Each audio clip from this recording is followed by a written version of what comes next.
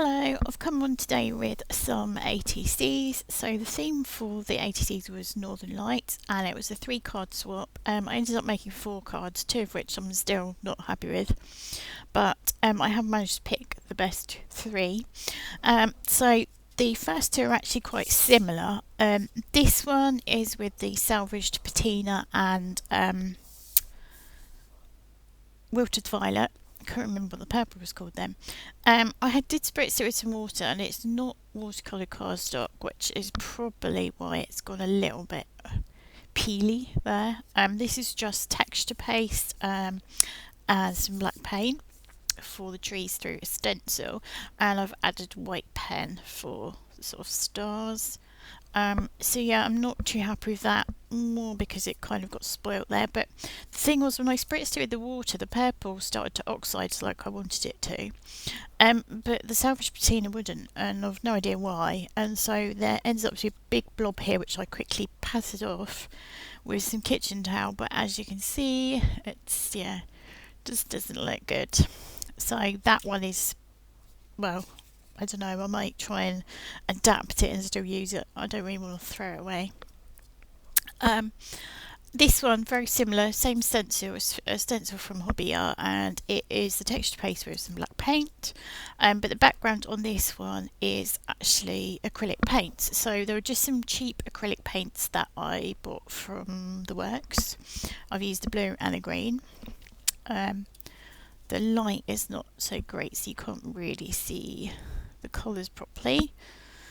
And I've also spritzed the background with I think it was zinc pearlized spray. So I put paste. So I put some of that in a bottle with some water, give it a little bit of a shake, and just spritzed it on.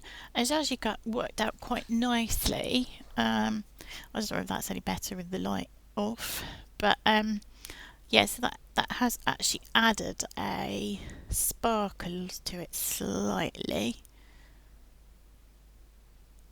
But I'm much happier with those Northern Lights on this one.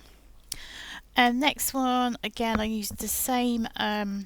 So actually, this was salvaged patina, I think, but this was, I'm not sure what colour this was now, I can't remember. But it's obviously not the same because you can see that they're different. But again, it's the oxidization has worked on the purple but not on this one. No idea why.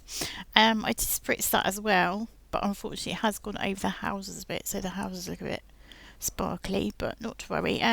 The stencil is an Amala stencil. It's actually called Amsterdam. Again, I've just actually didn't use texture paste on this one. I have just used black paint, and I've gone through the stencil with the fossilised amber distress oxide, so you get the lights in the window, and then I very carefully had to paint in, because obviously the stencil, you get the house masks it off and you just get the openings where the windows are.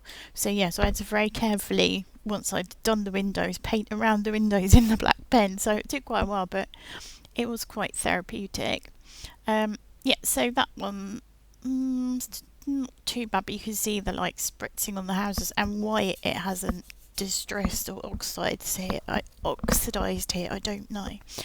And then possibly this one is my favourite, although I'm still not very happy with the Northern Lights look. This is the look I much prefer, but this one is watercolour cardstock because I was following a YouTube tutorial and I didn't know that we weren't going to use any water on it, but you just basically add the colours in.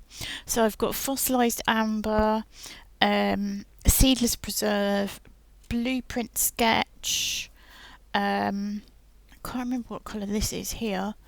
I know they use pine needles, but I don't have that one. And there's obviously some black around the edge and a little bit of black over it just to dull them back. And I've used the white pen again for some little stars and this cute polar bear. So it's a stamp and die set from Stampendous. I can't actually remember what it's called, but yeah, so I've used him on some little foam pads so he sticks up, and then I've got some the sand texture paste, I think it is, from Stamperia, so that's how I've made his little iceberg for him to sit on. I do like the image and the sort of layout of it, but I'm just not entirely pleased with the with how these colours have worked, really. But there we go. It's all fun and games, and